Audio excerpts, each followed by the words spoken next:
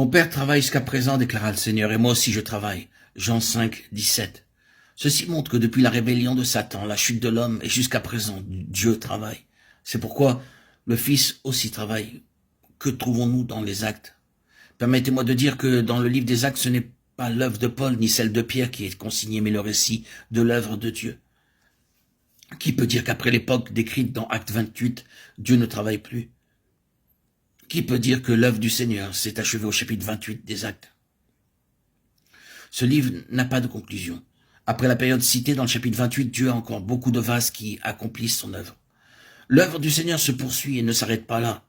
La vie de Paul ne s'est pas achevée après les 2 années de travail à Rome. Après ce séjour à Rome, il fut libéré de prison, visita de nouveaux lieux ainsi que quelques autres anciens lieux qu'il connaissait déjà. Plus tard, il fut emprisonné, finalement connut le martyre.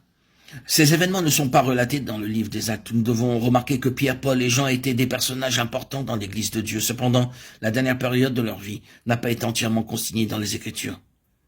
Pouvons-nous dire encore, tout en demeurant fidèles à la vérité, que le livre des Actes est terminé? Il est en vérité sans fin. Les chapitres 29 ou 30, ni même le 100e chapitre ne pourraient y parvenir. Si ce récit avait dû se poursuivre à chaque époque, des choses nouvelles auraient sans cesse dû être ajoutées. C'est pour cette raison que les Actes devaient soudainement s'arrêter au chapitre 28. L'œuvre de Dieu est allée de l'avant. Et lorsque Dieu va de l'avant, il a toujours ses vases.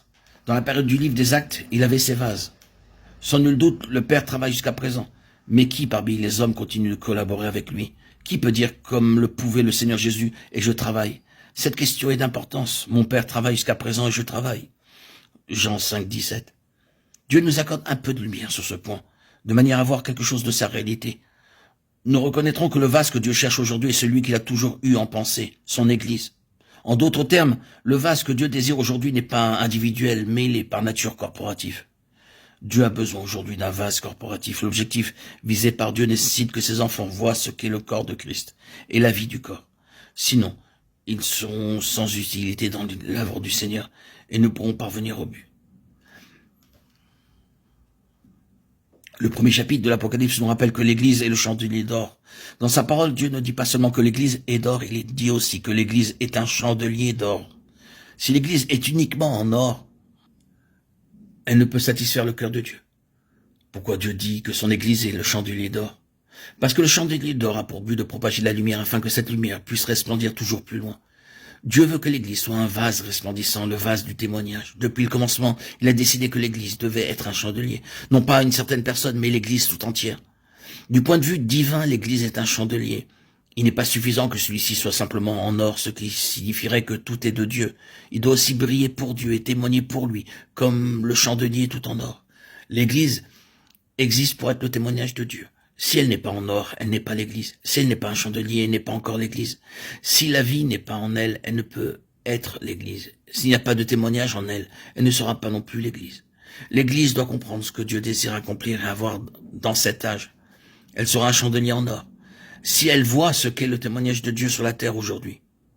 Nous rappelons très simplement que l'œuvre de Dieu va de l'avant. Le Seigneur cherche encore un vase qui soit conforme à ce qui était au commencement, non pas quelque chose d'individuel, mais par nature corporatif, en d'autres termes, l'Église. Certains, peut-être, s'interrogeront au sujet des vainqueurs dans l'Église. C'est vrai, l'Église a grandement besoin des vainqueurs, mais le témoignage de ces vainqueurs est pour le bénéfice d'une entité corporative et non pour ce qui est individuel. Les vainqueurs ne sont pas une catégorie de personnes qui se croient supérieures, s'estimant meilleures que les autres et les mettant de côté. Il n'en est pas ainsi. Mais au lieu de cela, ils travaillent pour le corps tout entier. Ils font l'œuvre et toute l'Église en reçoit le bénéfice. Les vainqueurs ne le sont pas pour eux-mêmes. Au contraire, ils demeurent sur la base de l'Église et lui communiquent la maturité. C'est ainsi que la victoire des vainqueurs devient aussi la victoire de toute l'Église.